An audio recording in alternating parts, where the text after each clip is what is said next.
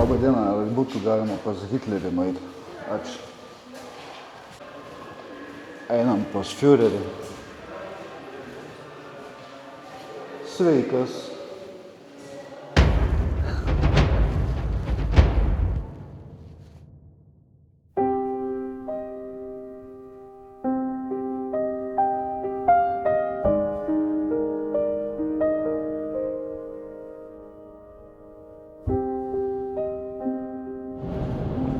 Sveiki gyvi turistai. Tai šiandieną keliaujame į dar vieną nuotykį. Šį kartą nuotykis bus kupinas istorijos. Keliaujame į kadaise buvusias labai slaptas vietas, kuriuose buvo sprendžiama Europos ir pasaulio likimai. Tai jau esame Lenkijoje. Šį kartą muitinę pravažiavau. Nereikėjo sustoti, parodyti bagažinės ar kažką. Pamojavo muitininkas, važiuok. Tai va, tai dar liko apie 80 gal kilometrų kelio, nežinau, dar navigacijos nesusivedžiau konkrečiai į mūsų spotą. Kažkur stabtelsiu, jau čia reikės susivesti. Ir laukia tikrai nuotykių pilna diena.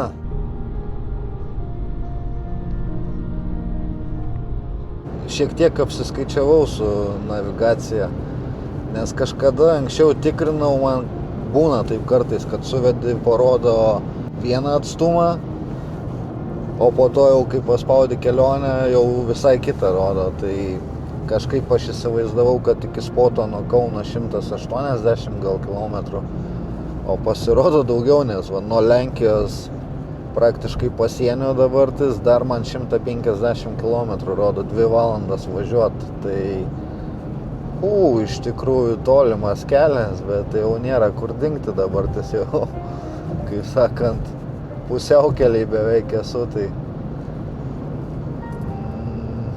važiuojam. Nuostabiai atrodo šita žaluma.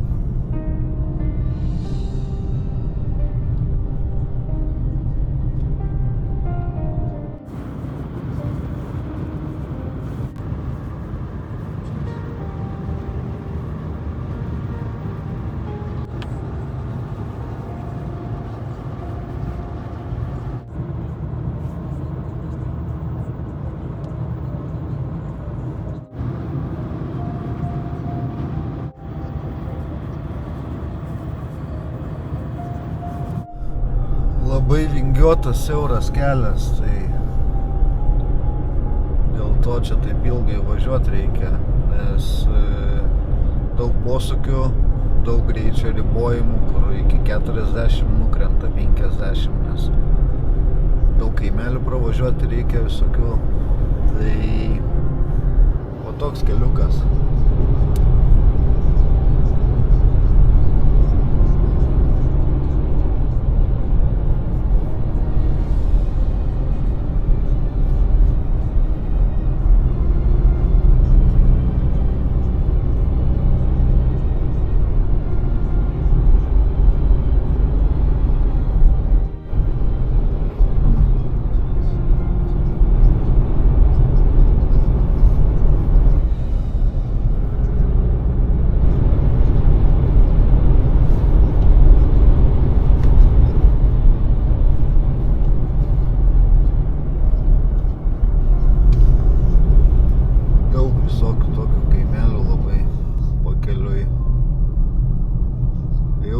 Praalkau ir pavargau važiuoti, bet dar liko man 70 kilometrų ir valandą 10 minučių.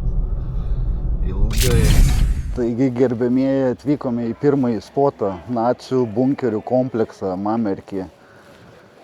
Tai turėsim neblogą pasivaikščiojimą apie valandos laiko, o toliau važiuosime į Vilko guolį. Eime į pirmą bunkerį. Čia atvarė, mačiau daug turistų, čia gan tamsu. Pasišviesti reikia.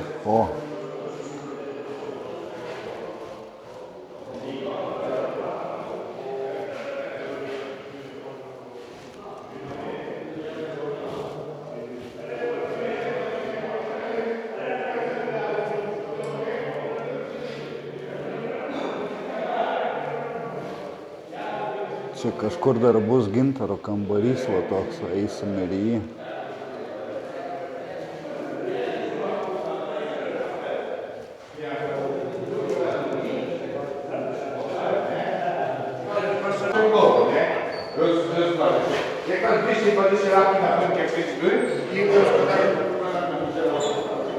Žiauriai triukšminga.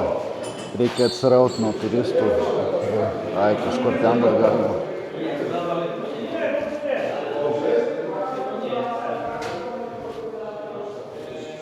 Ai, nu gal po to.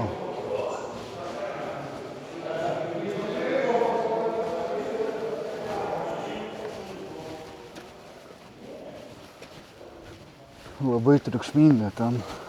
Jau vieną vokiečių turistų grupę nuėjo ir dabar tas čia irgi lenkų turistų grupė.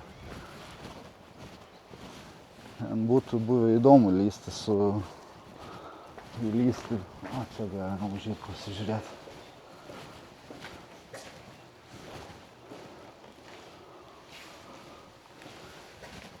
Tai istorinių faktų aš labai daug nepapasakosiu.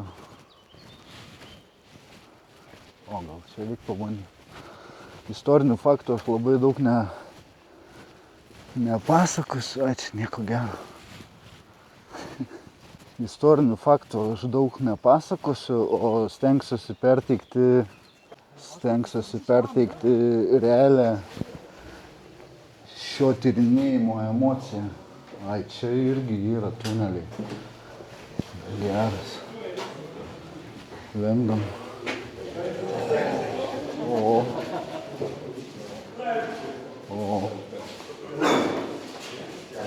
Čia baisiai tamsu.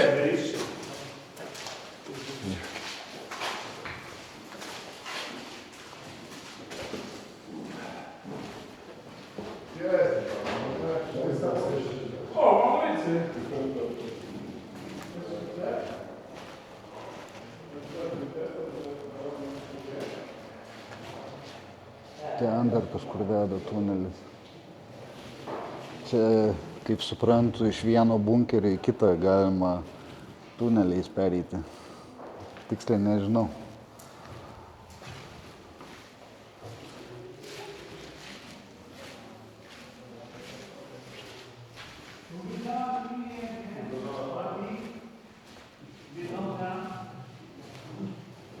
Ai, jo. Lendam čia. Čia pereisim į kitą.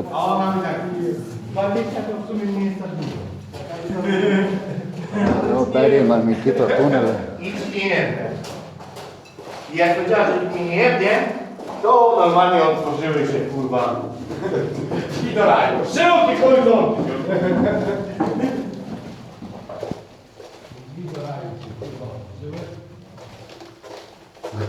O tai pasilenkus reikia eiti. Jo. Iš vieno bunkerio į kitą geras.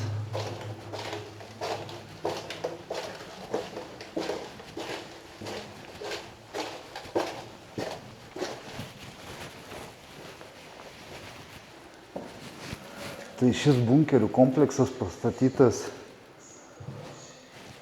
tarp 1940-ųjų ir 1944-ųjų. Čia sunaudota begalės tonų, begalybė tonų betono. Ir tuo metu tai buvo itin slapta vieta.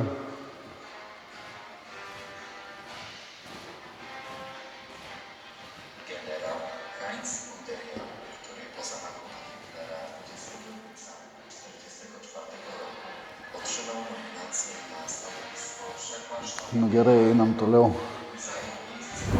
Tai kai statė šitą bunkerių kompleksą, aplinkiniams kaimams buvo pranešta, kad čia statys kažkokią cheminių medžiagų gamyklą. Tai praktiškai nieks nežinojo, kad čia yra toksai kompleksas.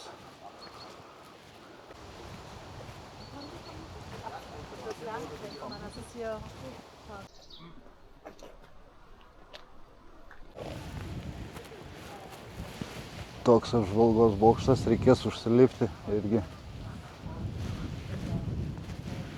Jeigu galima, aišku. Ai, galima atidaryti.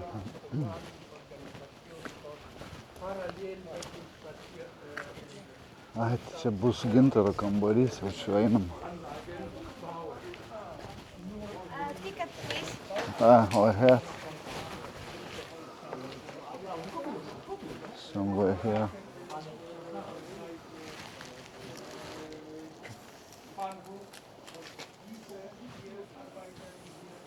Thank you.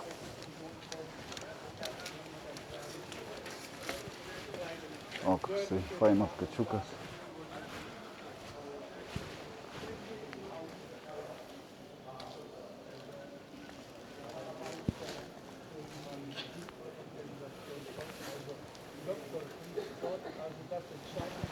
Tas Gintaro kambarys. Kažkur tai.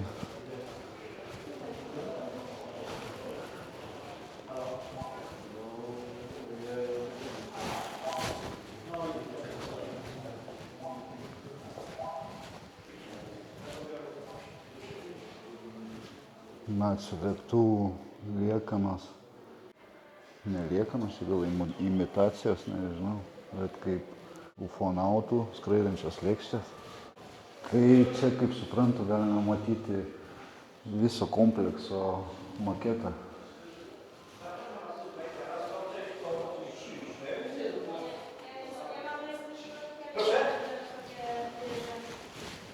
Labą dieną, ar būtų galima pas Hitlerį nueiti?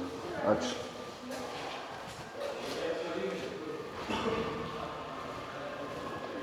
Einam pas Führerį. Sveikas.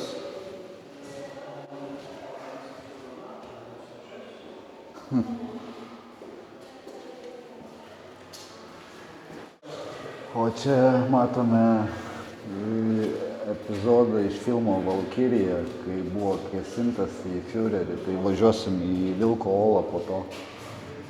Čia buvo į sprogmenis užtaisus dėjo ir pakišo tą lagaminėlį po stalu. Bet Hitleris, kaip praneša šaltiniai, nežuvo tuo metu. Labai rekomenduočiau pažiūrėti tą filmą Valkyrija.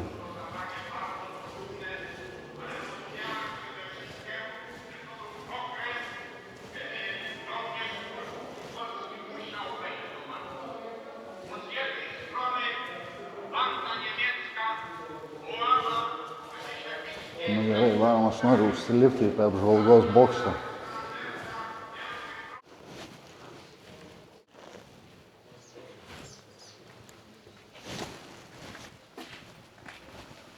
Va, ir ateinam į Gintaro kambarį. Kaip suprantu, jis visas padarytas iš gintaro. Jo.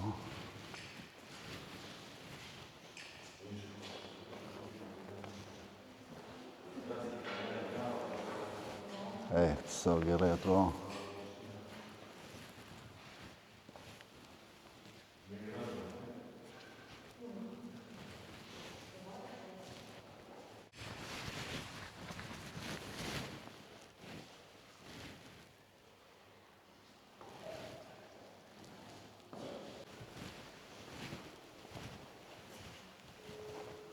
Kažin ar yra informacija kur nors kiek tonų čia gintaro.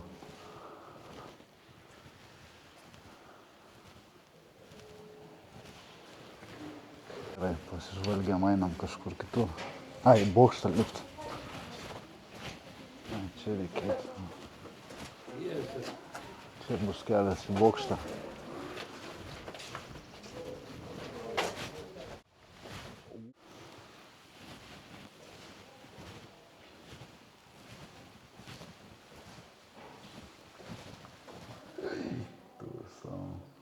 Kažin čia tikras gintaras ar imitacijos?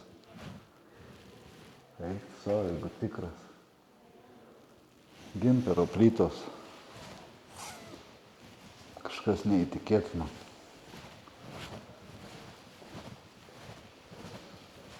Ne, tai pasirodo.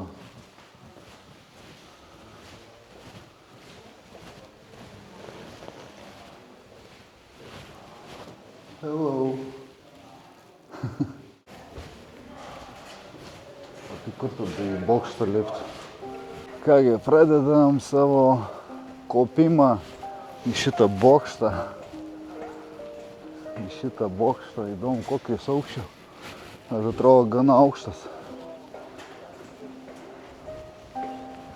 Apžvelgsime teritoriją iš aukštai.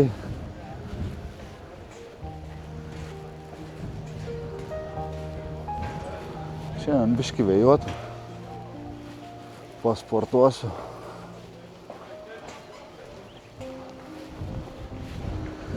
Jaučiu dar bent pusės neįlipau. Blemba, kaip siubuoja šitas.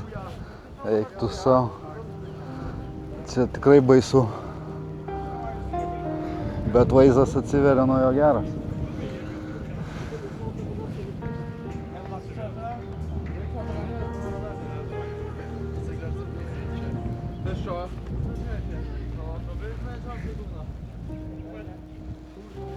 Bet kaip siubuoja, eik tu savo.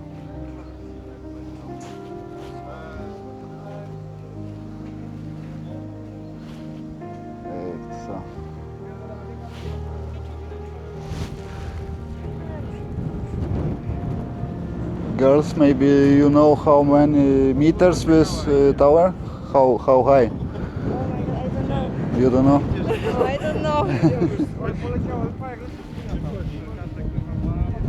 But it looks like about 40 meters. It can be? Or 30 maybe.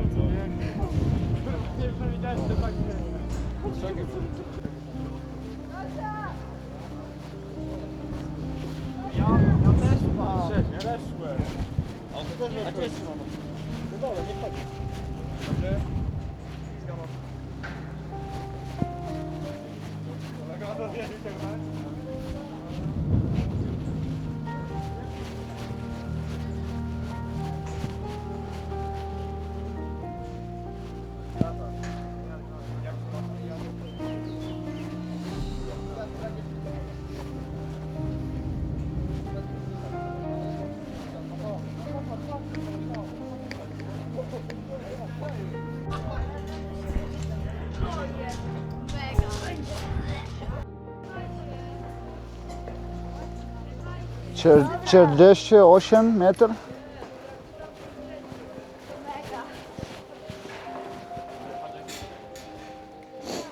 Trim 8 metrai, jeigu gerai supratau, aukštis. 3-8 metrai.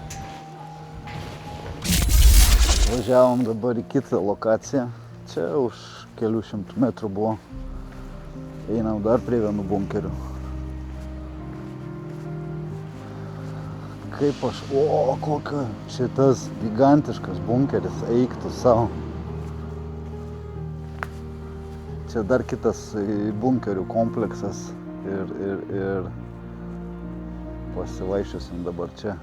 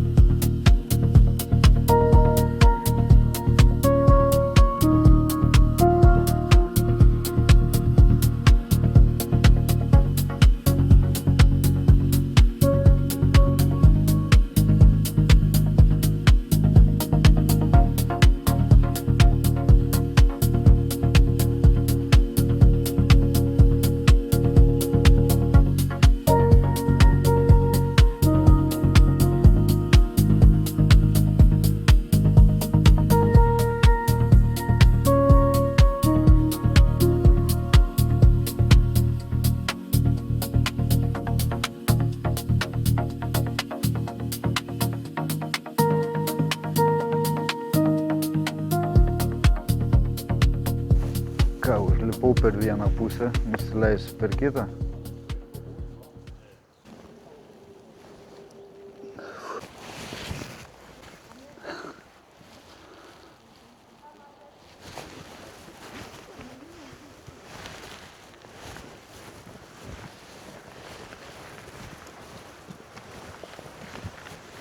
Stoi napisane zakaz wstępu. Inwigilowani ludzie mają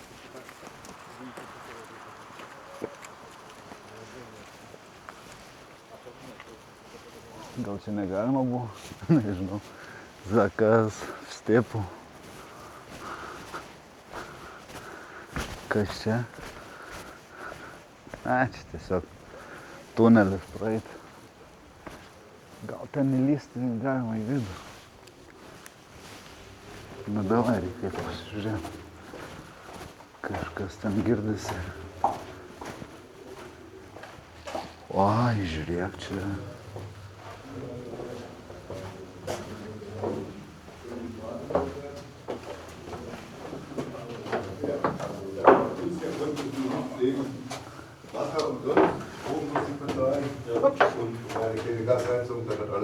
Reikia šviesos įsijungti.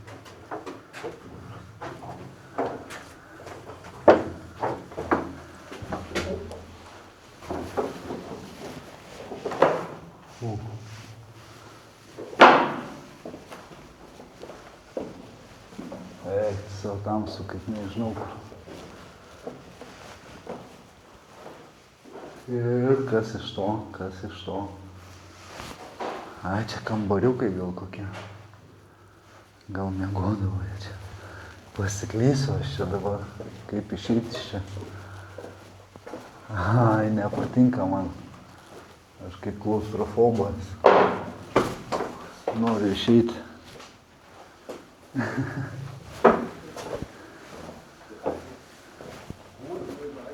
Varom iš to bunkerio.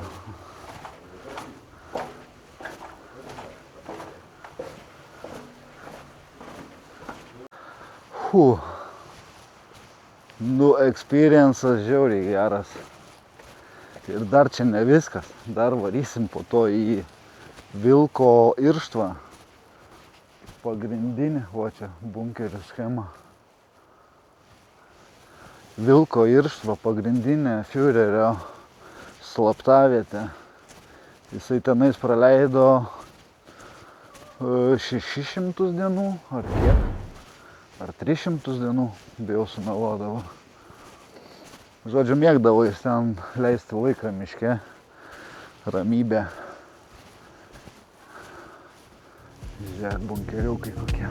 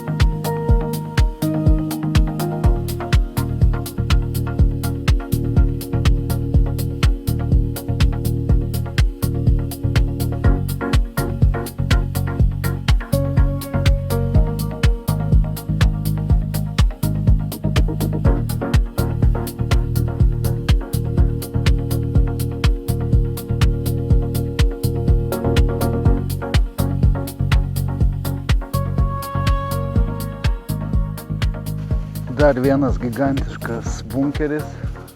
Ant šito irgi galvojau, gal užlipsiu, bet nupjausiu tos kopėtėlės.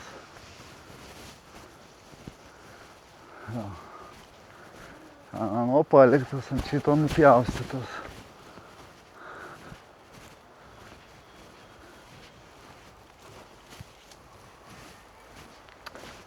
Aš tai baisiai noriu valgyti jau.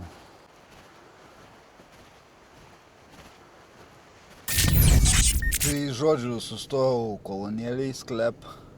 Ai, kolonėlė gal ne sklep vadinasi, autogaz. bet parduotuvėlės klepas. Dešrainiuką pasiėmiau, didelį kavytę, kapučino apie 2,50 €, dešrainis irgi panašiai. Kažkas tokio.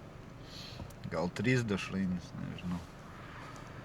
Tai ką, lėksim dabartis į Vilko guolį, Vilko irštvą. Žodžiu, čia kur buvo Mamerki bunkerių komplekse, bilietas kainavo irgi apie 10 €. Galiu patikrinti tiksliai kiek. Ai, ne, mažiau. Bilietas 8,30 kainavo į bunkerių kompleksą. Neskubant, užtrukau apie 1,5 valandos. Ten per kelias vietas, gintaro kambarys, pirminiai tie bunkeriai keli ir po to pervažiuoti reikėjo į kitą vietą, arba galima pereiti, ten nėra baisiai toli. Kitas parkingas, žodžiu, ir tenais dar pasitryniau, kur lipau į bunkerį. Ok, tai pavalgau ir leidžiu. Gerbėmieji, atvykome į Vilko irštvą, Vilko olą. Eime eksplorinti. Čia susprogdinti bunkeriai.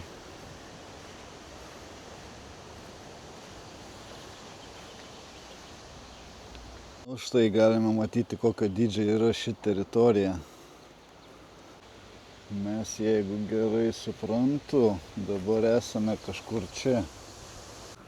Na štai ir objektukas Reicho apsauginių karininkų pastatas susprogdintas, matom. Naciai pasitraukdami iš čia susprogdino tos bunkerius, tai daug iš jų yra tiesiog sugriuvę. Štai prieiname patį gražiausią vaizdą. Nežinau iš tikrųjų, kas čia per bunkeris, reikia pasiskaityti. Ai, svečių bunkeris.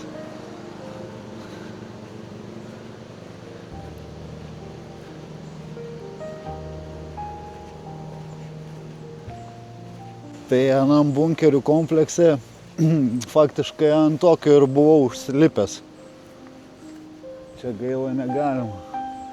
Bet va, po sprogimo galima matyti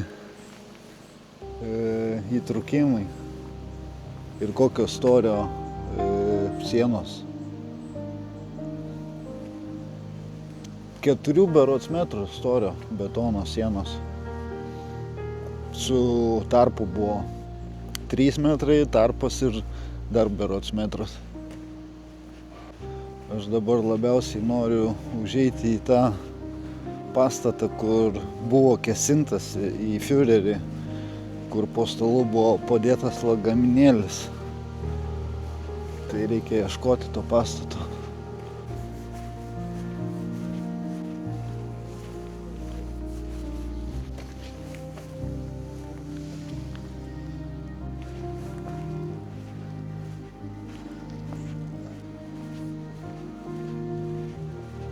Čia prieiname dar vieną bunkerį.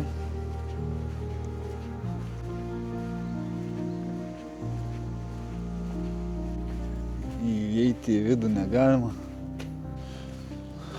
Anam bunkerių komplekse, matai, buvo galima ir po bunkerius palandžioti, ir droną pasikelti, ir užsilipti ant bunkerio. Čia nieko negalima.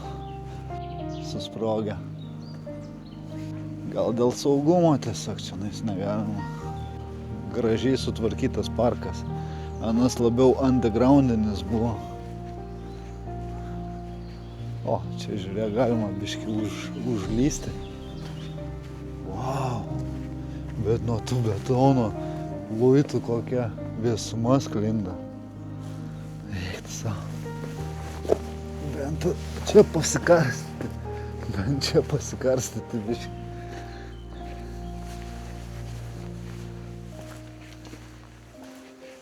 Pašmirinėti čia.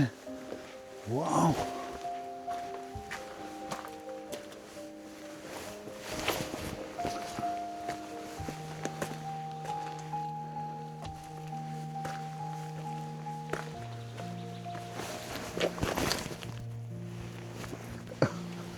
slysta. Wow.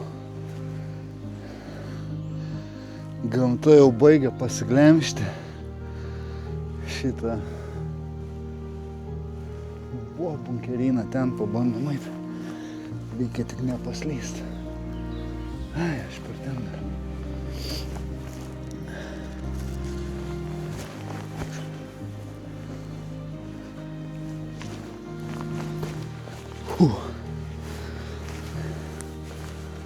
O, čia įdomus experiences, įdomus.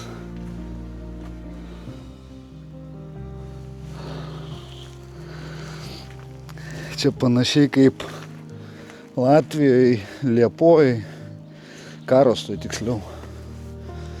Susprogdinti irgi bunkeriai. Ten sovietų berods buvo Stalino laikais, Stalino statyti.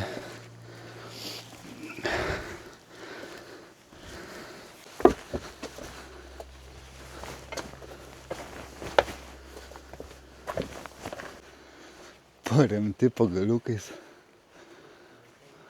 Attention, no entries to the ruins of bunkers. Danger. For me it's not danger.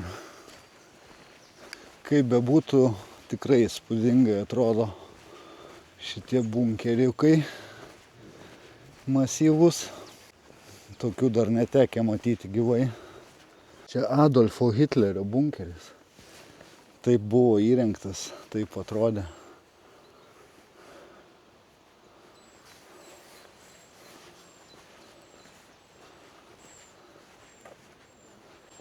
Skaičiau pasakojimus, tai Hitleris mėgo naktinėti. Eidavo miegoti 3 nakties, 4. Keldavosi vėlai apie 12. Neskubėdavo iš čia šitam komplekse. Tiesiog poilsiaudavo ir kurdavo strateginius karo planus. Gyvena šikšnosparniai. Prašome netrikdyti šikšnosparnių ramybės ir poilsio. Liukas koksai.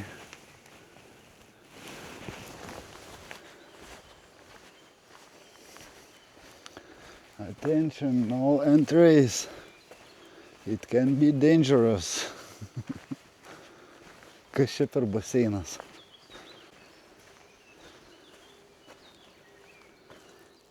Ar koks čia vandens rezervuaras? Nežinau, einam, pasižiūrėsim. Ką rašo informacija? Jo, baseinas. Fire pool. Ai, priešgaisrinis rezervuaras vandens. Kaip bebūtų, atrodo galingai tikrai. Tokie betono masyvai.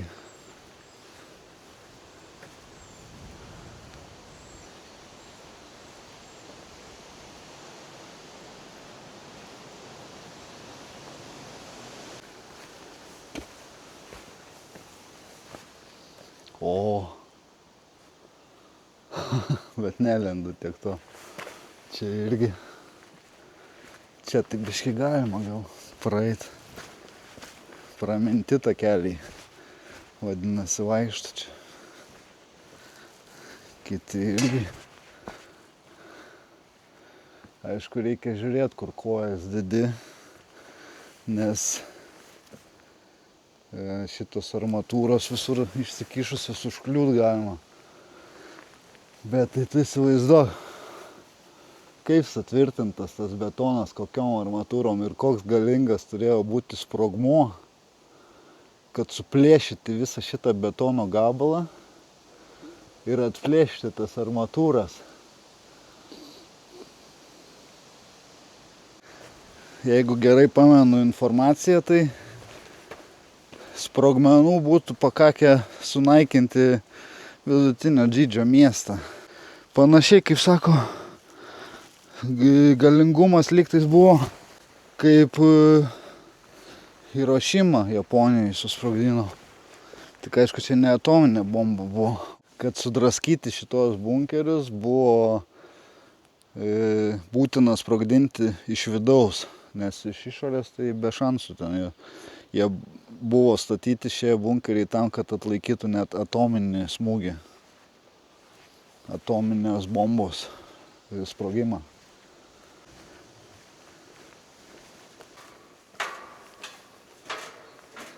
O apžvalgos aikštelę į griuvėsius.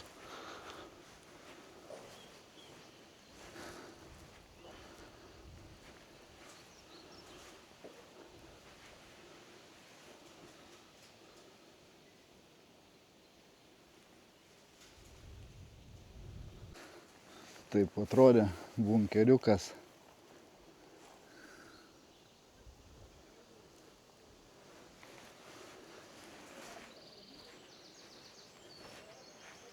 Jei neklystų, vokiškai šita vieta vadinasi Wolfschanze ar kažkaip. Vilko irštva lygtais verčiasi, ar vilko guolis, nežinau. Hitleris buvo pasirinkęs tokį kaip slapyvardį vilkas, nes dar ir kitose šalyse berods yra, tiksliai dabar nepasakysiu kuriuose, gal Belgijoj, nenoriu nusišnekėti, bet irgi yra tų bunkerių kompleksų, kurie irgi, man rodos, prasideda pavadinimu vilko. Tai gal kažkaip kitaip vadina. Šitas būtent vilko guolis, vilko irštva. Biškį įkišam nosį.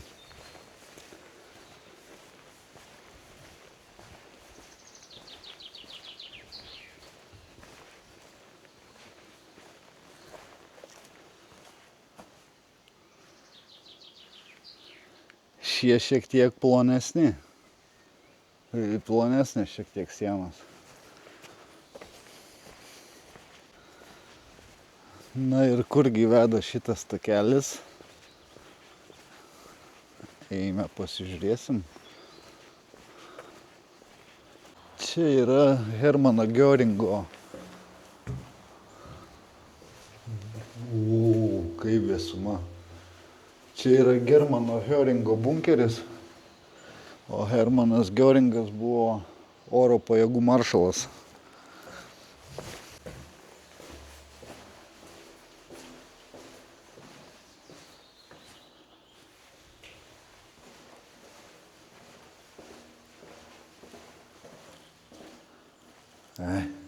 Nenoriu aš ten lyst.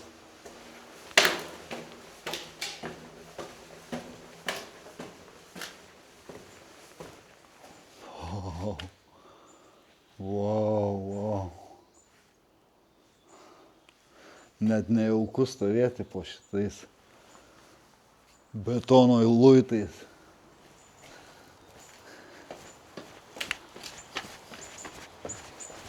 Toks užkristų, tai sutraiškytų. Pasirėmęs į medį. Grinai. Medis sulaiko šitą betono luitą. Ten yra, matome, dar mažesnių tokių bunkeriukų. Tikriausiai eiliniams kareiviams. Čia pasižiūrėk, masyvas koksai.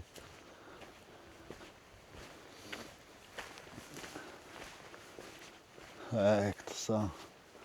Čia galime labai puikiai matyti, kaip susluoksniuotas buvo šitas bunkeris. 3 metrai išorinė betono siena, tada oro tarpas ir tada dar apie metro pločio siena ir lubos. Viskas buvo apgalvota. O štai čia galime matyti Hermano Göringo namą. Tai bunkeris, kaip suprantu, buvo kaip priedanga nuo oro antskrydžio ar ko. Nežinau, ar čia buvo tokie vykdomi, nes šiaip pagal šaltinius čia buvo itin slapta lokacija.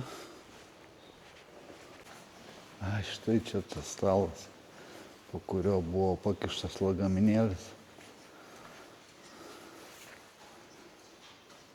Susirinkimo metu buvo kėsintas į Fiurerį.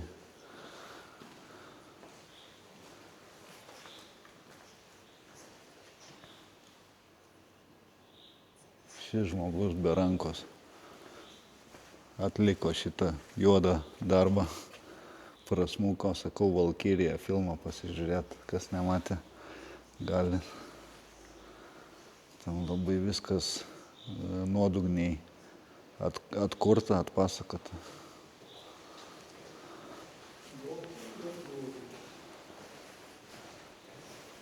Čia turėjo būti ta pasikėsinimo diena pasitarimai, planai dėl fronto linijos.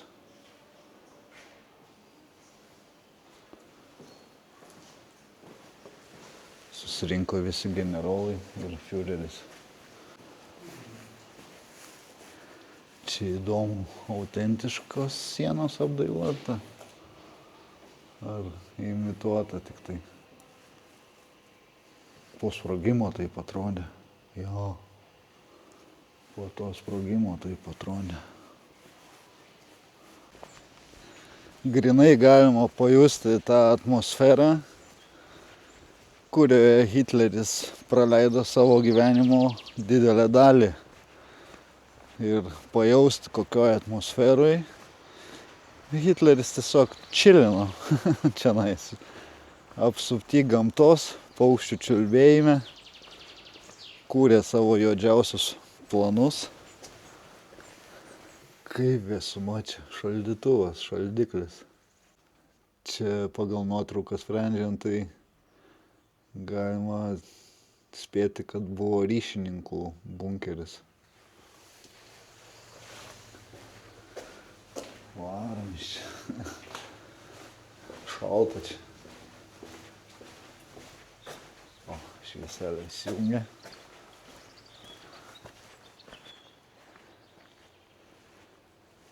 Taip, atspėjau, ryšininkų bunkeris.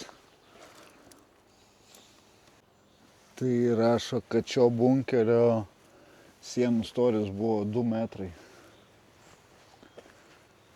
Matai, Hitleris ir generolai stipriau saugojosi. 4 metrų sienų storis, čia tik 2. Ir galima pamatyti to meto tanką.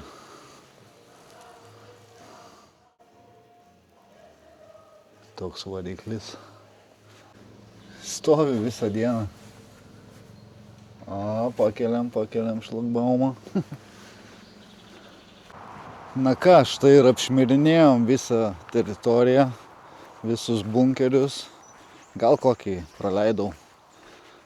Nieko baisaus, visi jie panašus. Galvoju, gal dar užsukti į suvenyrų parduotuvę pasižiūrėti. Gal kažko įdomaus yra. Užtrukau apie valandą laiko apeiti jį. Nei ilgai, nei trumpai, normaliai. Beje, čia yra galimybė ir apsistoti su nakvyne, yra viešbutis. Nesidomėjau, kiek jisai kainuoja nakčiai, bet būtų visai įdomu sužinoti. Gal reikia užeit paklausti.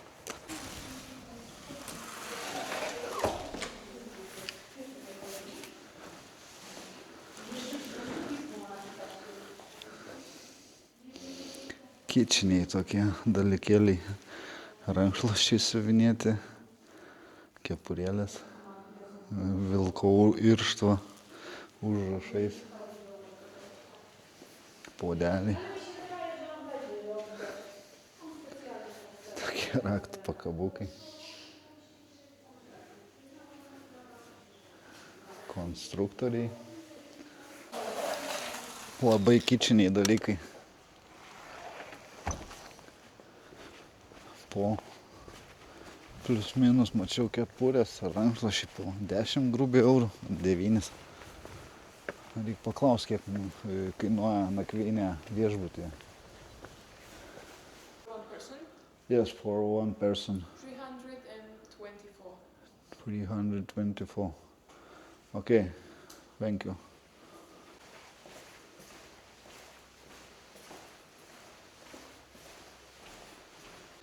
Bet apytiksliai apie 80 eurų vienam žmogui, viena naktis. Nežinau čia, ar daug ar mažai, bet viešbutis jaukus, tikrai naujas, naujoviškai įrengtas. Ką, laukia tolimas kelias į Kauną, 3,5 valandos. Uždėkit like, paspauskit subscribe, pakomentuokit, pašėrinkit ir iki kitų kartų.